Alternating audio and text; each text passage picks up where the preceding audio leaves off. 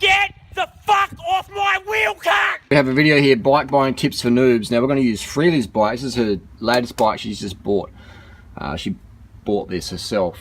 This is the Live Giant branded Avail Advanced SL0. This is a $12,500 bike here in Australia, Aussie dollar, 8,500 US. You can see here. You can pick them up a bit cheaper now though, because it's last is 2015 stock. A little bit dirty. It only doesn't keep it. A bit of sugar there, sugar water. Some run throughs, alright. So the cranks I recommend, this chaining size is a 50-34. You can, I'll write this down below. This is also my ebook. If you haven't got a copy of my During Riders Lean Body Bible, I recommend get a copy. It's the fucking best cycling book ever written. I've read them all. I can say that with confidence. 50-34. So this means the number 50 means 1, 2, 3, 4, 50 teeth on the big one. The little one's got 34. So that would be as a minimum gearing. All right. On the back here we have a 32 cassette. 1, 2, 3, 4, 5, 6, 32. All right, so it's 32 teeth on there. So it's nice, good climbing gear. You can get bigger than that. You get a 34, a 36, even a 40. But the 32 is minimum I'd recommend if you plan to do any hill climbing. And it works fine with the short cage Durace. I don't recommend buying Durace electronic because this derailleur here is about $700 alone here in Australia retail. So if you snap it, it's going to be expensive. You're going to be crying. I'd recommend just get a basic Giant Avail 1 or a Giant Avail 3, the base model ones. You don't need carbon flash rims. All right, this is Zip 202s. These are like, you know, over $1,000 just for this carbon bit. If you crack that, you're gonna be, you know. So I recommend get alloy for your first bike, right? Because you're gonna have some spills and thrills. And Freely's done all those. What else do we know? We've got saddles. Saddles is personal preference, all right? Just personal preference. But I'd recommend you get a proper bike fit and then mark everything. So if anything slips, you can get a reference point. What else can we talk about here? Let's go down to the basics. What you need: pedals. You don't need them straight away, but eventually you're going to have to get some clip-in pedals because it lets your legs get a better workout. Shimano ones are good. The best one I recommend is the Shimano A530. This is a great entry-level pedal because on one side it's just flat, and on the other side it's got the clip-in. All right, so Freely has got double-side clip-in. These are good, but they suck if you've got to ride in sneakers. So this is a great pedal here, Shimano A530. And you get those from any local bike shop. If you're in Adelaide, you need a pair of them for 50 bucks. Got a few left, cost price. But they're a great pedal as well. I recommend A530. You're going to need a D-lock. Alright, you need a D-lock. Go for something with a gold, soled secure, what's it say? Gold. Alright, so strong, good rating. This is made by a company called Giant. This is Sure-Lock. LS means long shank, so it's got a lot of length there. So you can lock up your wheels, etc. So you need a D-lock. And take your keys with you, and it's pretty heavy to lug around, so I just normally leave one in the city and then I can just use it when I want, or leave it at your work or your university, etc. Get two really if you want to be really secure, and put some stickers on your bike, etc. Cycling shoes, I recommend a mountain bike shoe. This is the one made by Giant Live. It's personal preference, whatever you get, but it's a small cleat and it's recessed, so you can see how that counts. So you can actually walk around properly. I don't recommend road shoes really. I recommend to get a mountain bike shoe. There's no loss of performance unless your name's Chris Froome, you know, and you're looking for every second counts in the Tour de France. Otherwise, they're perfectly fine. Yeah, I've got road shoes, I've got mountain bike shoes, but mountain bike shoes is what I recommend for starting out with. These are stiff. I mean, the carbon sole is great. They're gonna last forever, really. They'll last for years. You're gonna need bottles. I recommend the Camelback. Again, I'm not sponsored by any companies in this video. This is the stuff we bought ourselves. This is stuff I rate. The good thing about not being sponsored is I can give you genuine, unbiased advice. Camelback, they're BPA free and they're a good bottle. Not cheap, but they're pretty good. Lubrication, everyone needs some lube. Squirt is the best, it's biodegradable. I rate this stuff. And all you do when you apply it, you just sort of like drip it on your chain, strip it slowly like that on there, and just sort of backpedal it. And you sort of drip it on just slowly, and just wipe off any excess if it drops on your rim.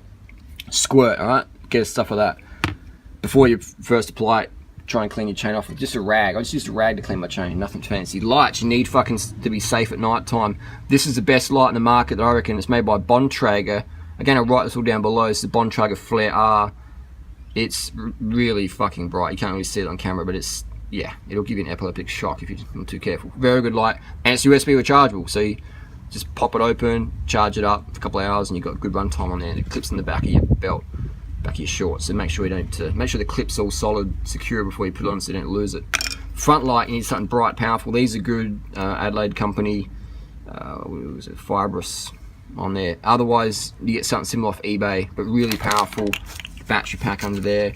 Can go underneath your stem. So you need powerful lights, front and rear. You need to be seen.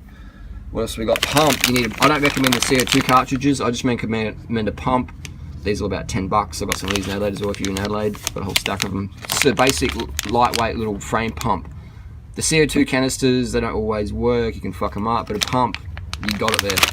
So that's your basics. And one little safety tip as well, I recommend, when you park your bike, make sure you don't hit this derailleur. Because if you hit this little black thing here is going to get pushed in, and then one day you change up in gears and they get caught up in your spokes, and this is what happened here. And your derailleur's going to get snapped off. Alright? So you can see here we go here. Zoom in, see that there? So it's been dropped, freely dropped to it's been dropped. So whenever you see a derailleur like that, it's been dropped, chances are the derailleur hanger has been pushed in. So always, if you drop your bike or if someone else rode it and they dropped it, always check that if there's any scratches, and if there's a scratch, then check the alignment and then just take it to the shop and bend it back. Otherwise, it's easy just to fucking keep riding and then all of a sudden you change gears and it goes in the spokes. So that's the common one, is people snap derailleurs or hangers because just forget to check it after the bike's been dropped or someone parked against it or it's been leaned against, etc. So derailleur hanger alignment. I'll write it down below. Again, this is all in my cycling ebook. Great book to get. These are the basics. This is the shit. It took me hundreds of thousands of kilometers to work out and learn. Thousands of dollars spent, wasted. Hydraulic brakes are really powerful, really good. You don't need hydros, but if you can afford them, they're good. There you go. Your questions down below, let us know. And also, a floor pump's a really good idea. These are about $50, 40 to 80, $50. They're going to last you a long time. Put about 100 PSI on your tyres. People say, I can't afford all this stuff. And it's like, look, do your own haircuts. Alright? I do my own. I've saved fucking probably, in the last 20 years, man, I've probably saved fucking how much money? 20. I could have saved $20,000.